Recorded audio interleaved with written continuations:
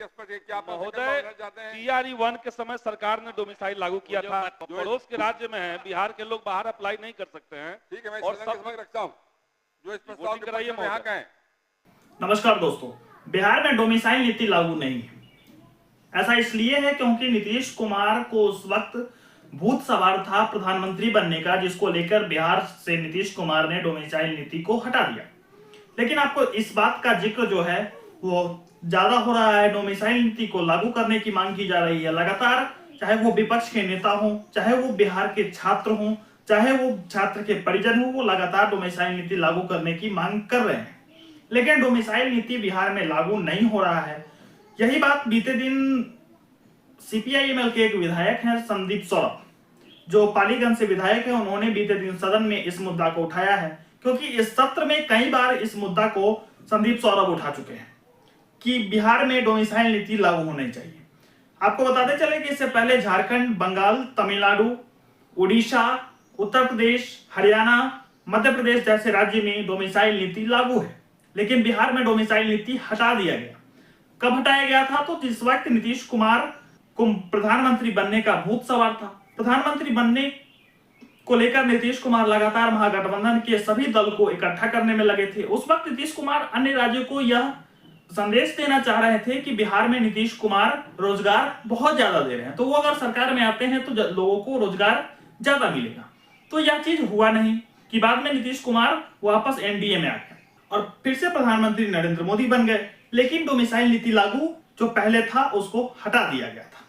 तो इस चीज का मुद्दा जो है वो हमेशा से चल रहा है, क्योंकि जब से BPSC का जो ये शिक्षक बहाली प्रक्रिया है, उसके पहले चरण की प्रक्रिया जब हुई थी उस वक्त डोमिसाइल नीति लागू था, लेकिन उसके बाद से यह डोमिसाइल नीति हटा दिया गया।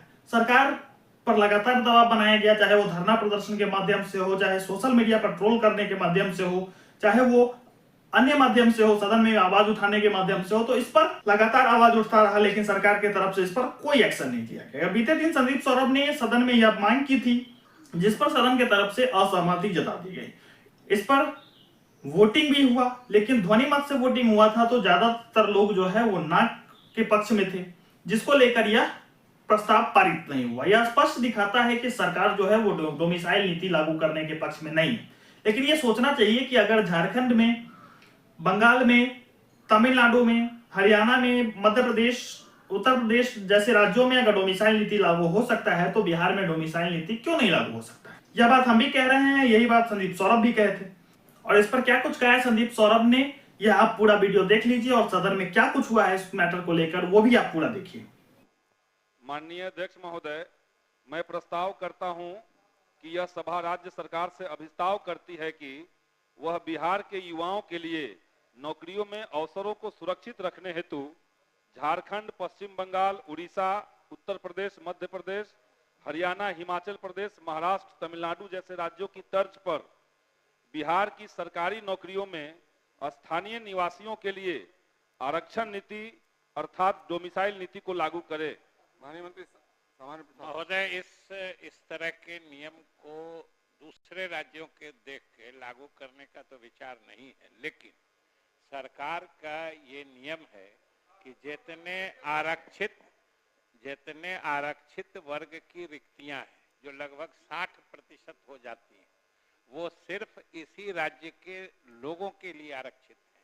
जितनी आरक्षित वर्ग की रिक्तियां हैं उसमें इसी राज्य के छात्र या अभ्यर्थी नियुक्त होते हैं, इसलिए लगभग 60% सरकारी नौकरियों में अभी भी राज्य के अंदर के आते हैं और पूर्ण रूप से दूसरे राज्यों की तर्ज पर लागू करने की योजना नहीं है। इसलिए माननीय सदस्य आग्रह किया अपना प्रस्ताव सरकार ने अपनी अध्यक्ष पक्ष की है कि आप अपना संकल्प वापस लेना चाहते हैं? अध्यक्ष महोदय, सरकार करे कि आरक्षित श्रेणी में दूसरे राज्य के नहीं है, महिलाओं में है और दिव्यांग श्रेणी में बड़ी संख्या में बिहार से लोगों से ज्यादा दूसरे प्रदेश के हैं। महोदय ने पूरी स्थिति स्पष्ट की आप महोदय, TRE-1 के समय सरकार ने डोमिसाइल लागू किया था, बता रहे जब लागू हो सकता है एक बार, उसका भी क्लैरिफिकेशन जा रहा है। महिलाओं और दिव्यांग जो है वो हॉरिजॉन्टल रिजर्वेशन में आता है, मतलब क्षैतिज आरक्षण है। वर्टिकल आरक्षण दूसरा होता है, उसमें सामाजिक वर्ग होता है। ये शारीरिक वर्ग के लोग हैं, महिला या दिव्यांग, ये उसी वर्ग के लोग को आता है, इसलिए वो क्लैरिफिकेशन जा रहा है। जो आप कह रहे हैं उसका निदान भी हो रहा है। अभी अपना प्रस्ताव वापस लीजिए। सरकार के सकारात्मक जवाब कानून में क्या संकल्प आप लेते हैं? सकारात्मक जवाब कहाँ है? पड़ोस के राज्य में है, बिहार के लोग बाहर अप्लाई नहीं कर सकते हैं। ठीक है, मैं और सदन के समक्ष रखता हूँ। जो इस प्रस्ताव के पक्ष में यहाँ कहें, वोटिंग करवा दिया जाए। करा रहे हैं। जो इस प्रस्ताव के पक्ष में यहाँ कहें, जो इस प्रस्ताव के विपक्ष में ना कहें।